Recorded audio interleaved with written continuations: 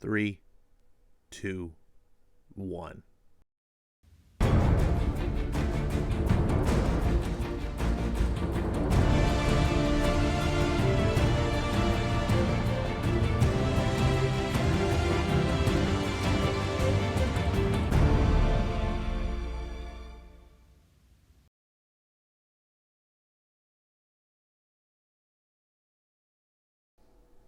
What's going on, everyone?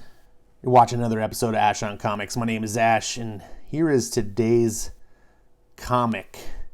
It is Daredevil 26, and I wanted to talk a little bit today about crossovers. I've probably talked about this before, but you never know when I don't expect everyone to watch all my videos, so sometimes I'm going to repeat myself. I don't generally like crossovers. Generally. Because I do believe they have a use, right? I do believe that comics, especially mainstream, when I'm talking, everything I'm talking about today applies to the big two. When you're doing a shared universe, like the Marvel universe, the DC universe, you're not just asking customers or fans to buy into a single issue. You're asking them to buy into your world. When you're asking fans to read Daredevil, You're trying to present them a great product, a great story that they're going to love. And Daredevil, I genuinely do love. It is probably the best comic at Marvel. I really am confident that it's the best. I don't read every single Marvel comic, but you don't need to. Now, it used to be the prevailing thought of comics back in the comic renaissance, I call it, the Jim Shooter era of Marvel, pretty much the 80s to the early 90s, that every comic you opened was a window into the Marvel universe. You were looking out the window and seeing the Marvel universe. Now, you weren't seeing the whole universe. You were seeing just a portion of it. But if you opened up a different comic, you would see that same universe. Just maybe a different vantage point, different viewpoint. Some of the stuff might overlap, some of the stuff might cross, but you would see it's the same. And that would tempt you to want to open more and more windows, aka comics, so you could see more and more of that universe. It's the exact same effect for those of you who might be a little bit maybe newer to comics, or maybe you came into comic fandom through the MCU. That's something that the MCU did really well. It created this idea that, even though you don't need to watch Iron Man 2 to understand Avengers Endgame, there's right? You don't need to read Iron Man or watch Iron Man 2 to understand what happens in Thor Ragnarok or Captain America First Avenger. But if you became a fan of this world, you wanted to see all the different aspects of it. It wasn't about having a narrative that was 23 movies long and you needed to follow this plot over 23. You didn't. Really, the Avengers movies pretty much tell the entire plot of that Endgame storyline. And all the single movies worked very much like how comics used to. I'm kind of going into the weeds like I normally do, and I apologize for those of you with low patience, but Daredevil is a crossover done right. A crossover should be, hey, something is going on in the world that matters. In this case, King in Black is going on in the world. If you've been following the book, which I recommend, it's pretty good, and you can see my videos I've done on the issues thus far. There's some big events, like the whole world is encased in symbiotes. Like you can't escape this event in the Marvel universe. Everyone in the Marvel 616 on Earth knows this is going down. It isn't like, hey, something happened in Cleveland, I didn't hear about it. No. Which is really frustrating when you read other comics, Avengers, that seem to completely ignore that this is happening and they're completely doing something else. But this is what old school traditional comic fans used to really like. It's not the crossover in the sense that you need to read this issue of Daredevil to understand the King in Black story. You do not. If you're liking the King in Black story, but you're not interested in Daredevil, You don't need to read this book. You don't need to feel tempted to pick this up, to follow what's going on at all. What this is a Daredevil story where Daredevil is, having adventures and doing the things. His story is now being affected by King in Black. This is how a crossover should be done right. You shouldn't feel obligated to pick it up, to follow the story. But if you are a Daredevil fan and you are buying Daredevil, aka me, and King in Black is currently happening, I should feel those effects in the book. All right, moving on. In memoriam, Mike Hobson passed away in 2020. Rest in peace. I don't really know much about Mike Hobson, but there's a write-up here from Tom DeFalco, and I think it's always appropriate to recognize the duly departed. Now, I'm always disappointed when Chichetto is not doing the art in the book, and so I open up the first page. I'm immediately disappointed. Oh, it's a fill-in artist. But that's the name of the game in mainstream comics. It's unavoidable. You're going to get that, hopefully not too often. And Daredevil's been pretty good at keeping Chichetto. We're on, over 30 issues. I forget the issue number. Oh, sorry, it's 26. I thought we were over 30 issues. Oh, I'm thinking of Venom. 26 issues of Daredevil, and the main artist, Chichetto, that started on issue 1 is still with the book. That is crazy today. So, bravo. If you need to take a break, so be it. So, Matt Murdock, at this point in the story, and this is one big, long story from issue 1 to now. If you like episodic storytelling in a big, long-form way, Daredevil is for you. It's not... I know some people don't like that. They just want to read a comic and be done. And these comics aren't enjoyable individually, I think. But this is best consumed from issue 1 till now. It's a big, long drama. So Matt Murdock has been arrested. He's turned himself in because he accidentally killed someone in the original first issue. That's the start of this whole thing. And because he's a good guy, he's like, no, I don't excuse myself. I'm not a hypocrite. I deserve to face justice just like anyone else, which I respect. And it was a little weird, this concept that Zdarsky put out there. I was like, really? Superheroes are gonna... But he's made it work, actually.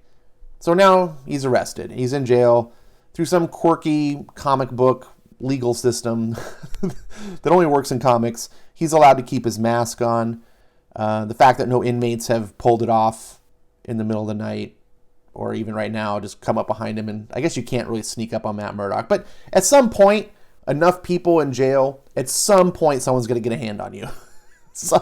But again, comic book, just suspension of disbelief. So we get this little bit here with a big black guy.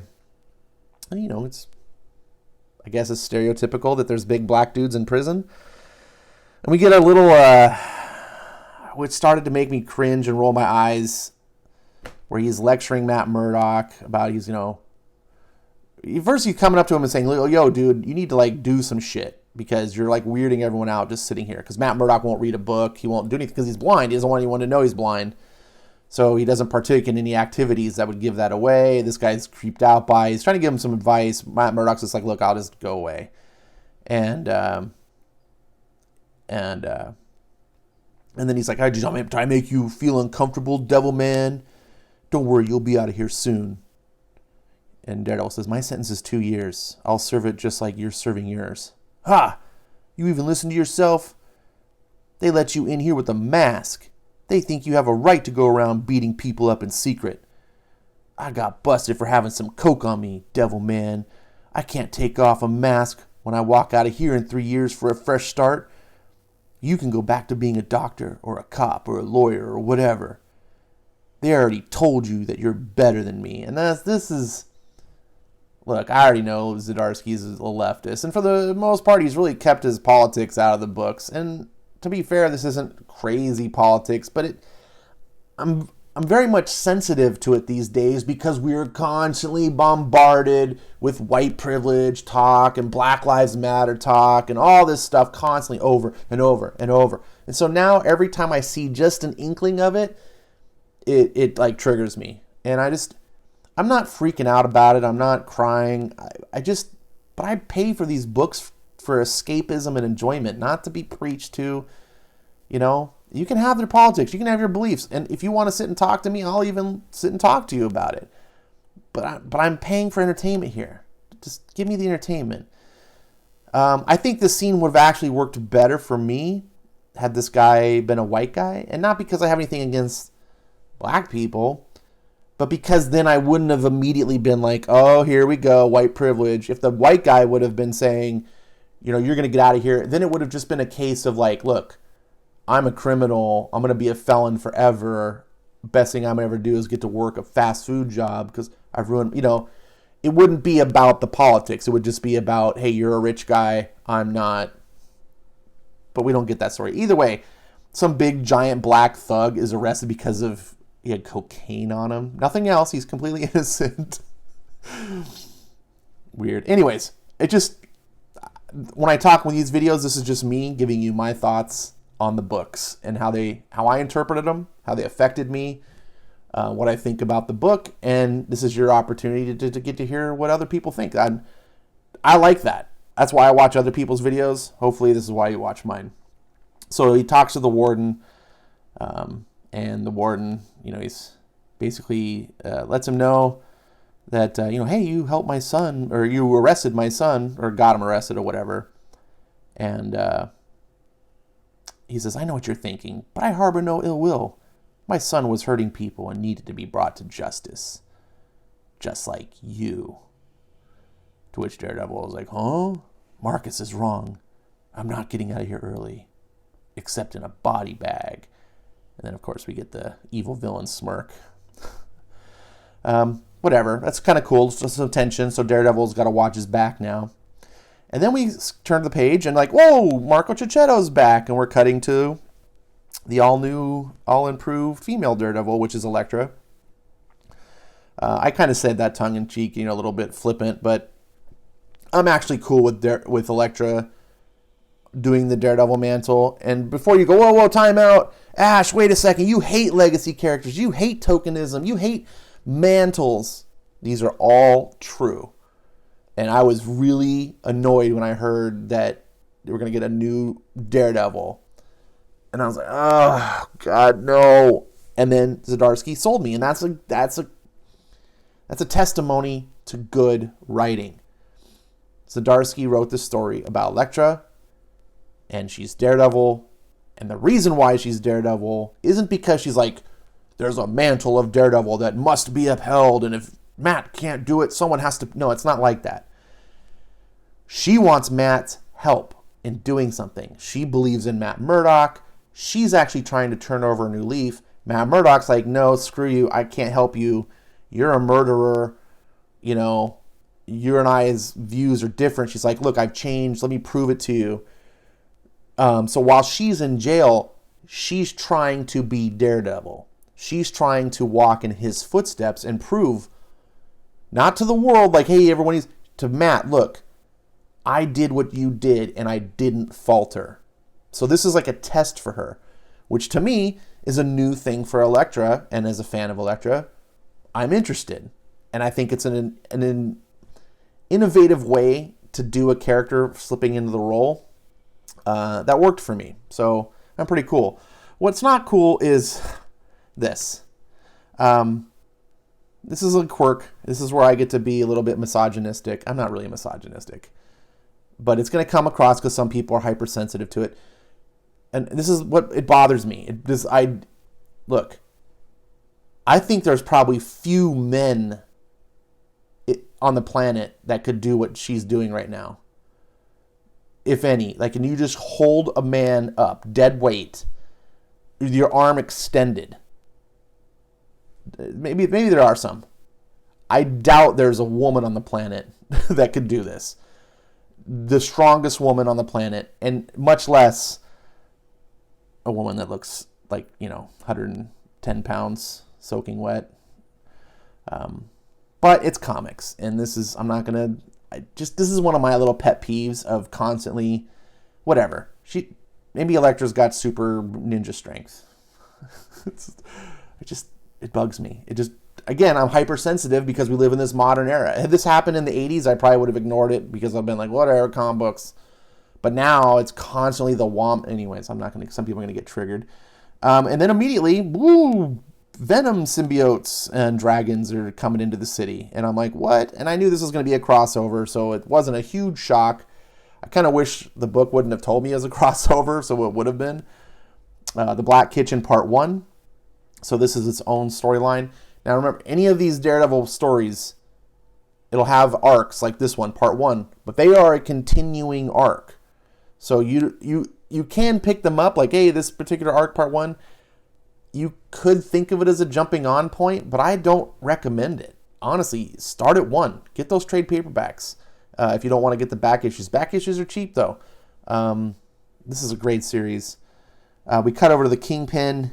He has now Typhoid Mary working as his chief of security. It's a little weird. Having a wantonly known criminal, super criminal, villain character walking around with you with the makeup on and no one questioning it. But again, I guess comic world. Get some great art. I just love Checchetto.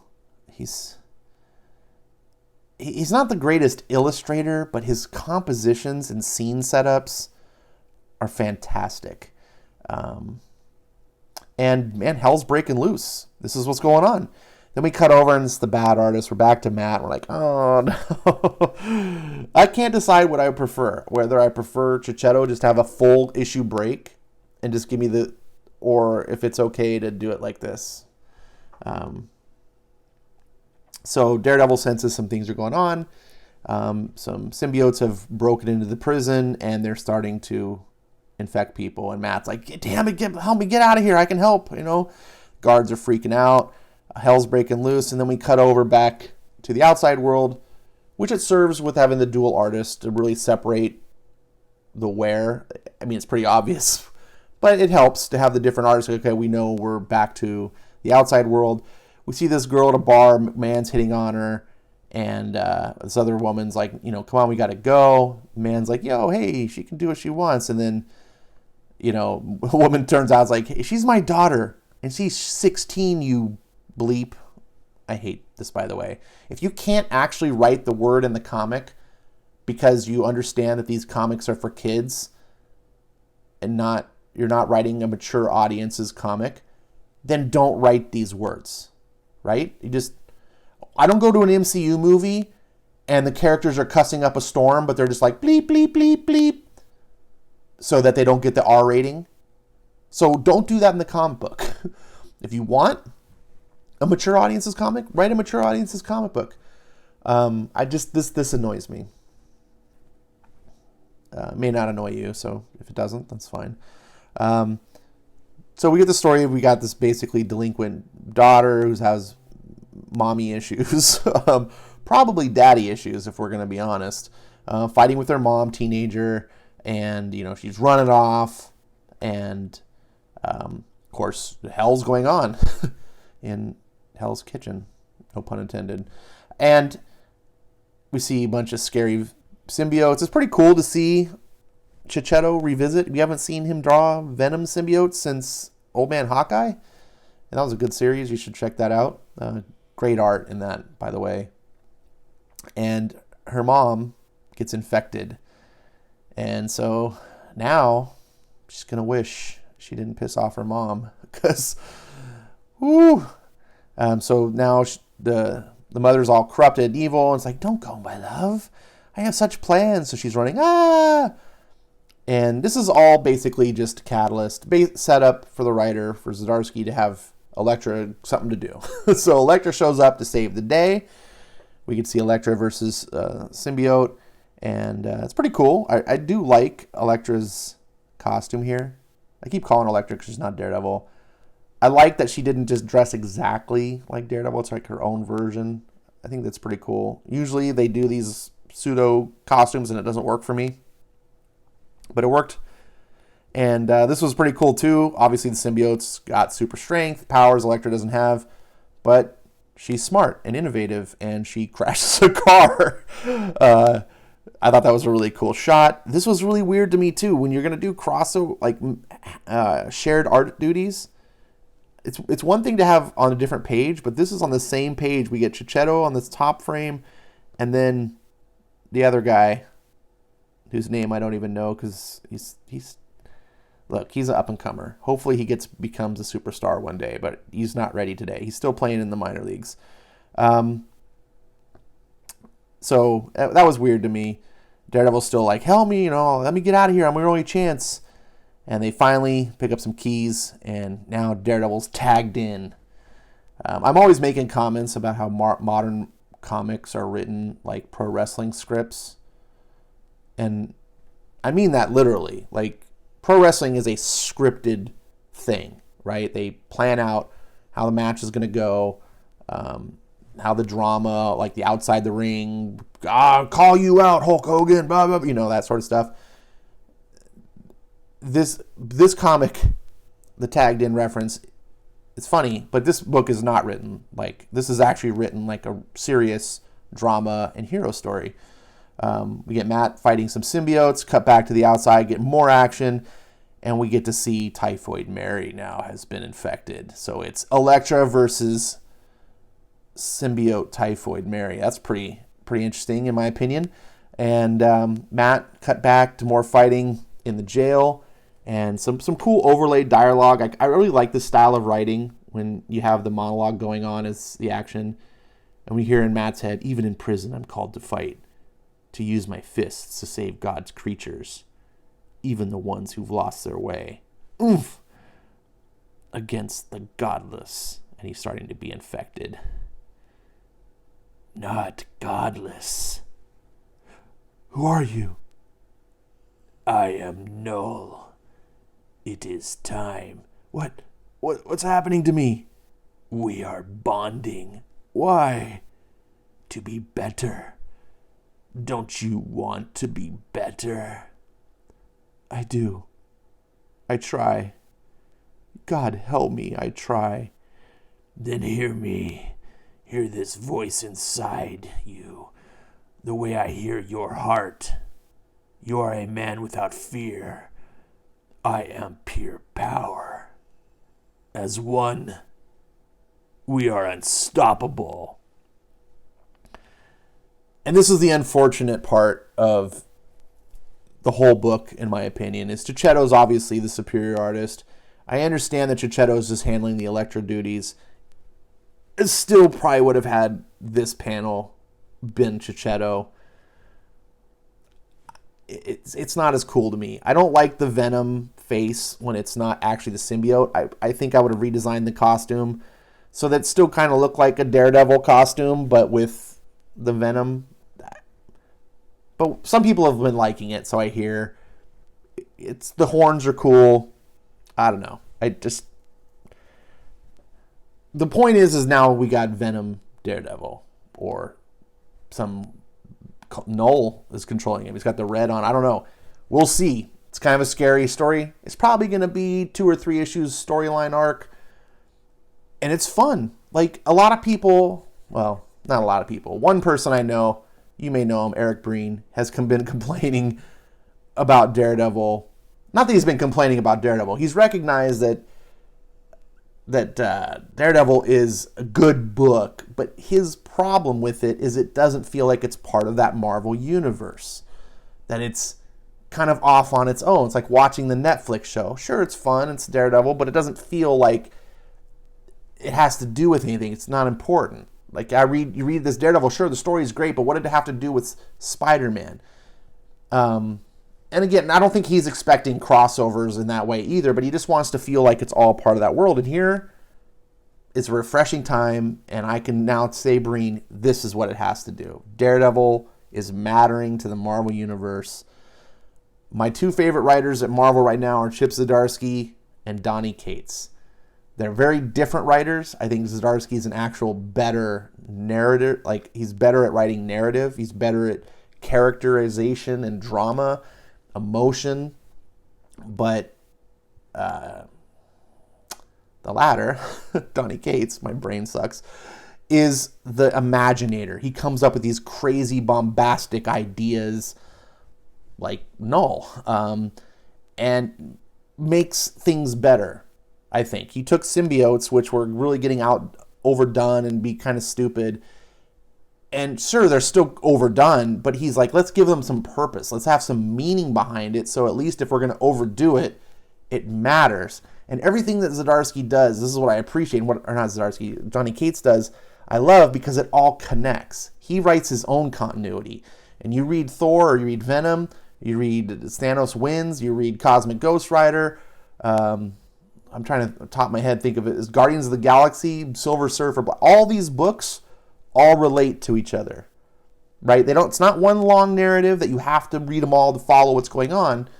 But if you like the shared universe, if you like, hey, what happened in this book matters and it has ripple effects of what's going on in this other story over here, it sucks that it's only Cates doing that.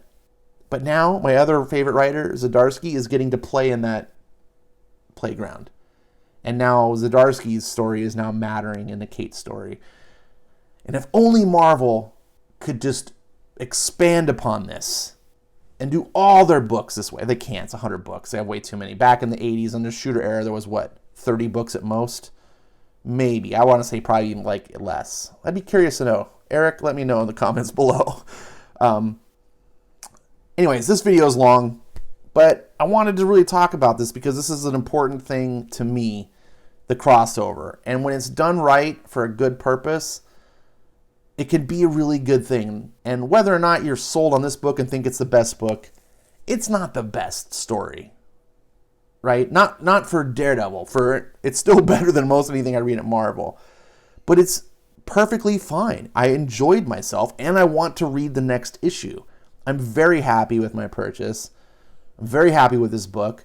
I was not looking forward to Daredevil stopping the whole story of what it's doing with the going to prison and then the Kingpin stuff and Elektra.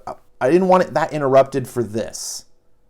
But now I'm okay with it. I'm okay with that story kind of being a little bit on pause to interact with the Marvel Universe. This is how you do crossovers. Bravo, Chip. Thank you for what you're doing on Daredevil. And I can't wait to read the next one. Hopefully you found this video informative, entertaining.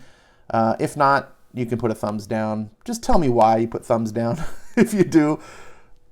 Or give me a thumbs up. Hey, if you're nice, I appreciate that. Comments are welcome. Criticism is fine. Encouragement is also not unwelcome. And I'll see you next time. Thanks for watching.